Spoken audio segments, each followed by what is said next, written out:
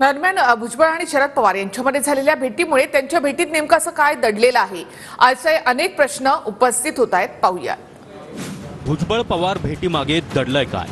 भुजबळ अजित पवार गटात नाराज असल्याच्या चर्चांमुळे भेटीला महत्त्व. राष्ट्रवादी फुटल्यानंतर भुजबळ आणि पवारांमध्ये पहिल्यांदाच बंद दाराआड 1.5 तास चर्चा. भुजबळांचे पक्षाध्यक्ष अजित पवार असताना ओबीसींच्या मुद्द्यावर शरद पवारांची भेट का घेतली? भुजबळांनी मराठा ओबीसींच्या मुद्द्यावर स्वतःच्या पक्षाचे अध्यक्ष अजित पवारांना पुढाकार घ्यायला का नाही सांगितलं? भुजबळांना स्वतःचे पक्षाध्यक्ष अजित पवार ओबीसी मराठा वाद सोडवतील अशी खात्री नाही का? दोन राजकीय नेत्यांच्या भेटीत फक्त ओबीसी मुद्द्यावर भेट झाल्याच्या भुजबळांच्या दाव्यात नेमकं किती तथ्य?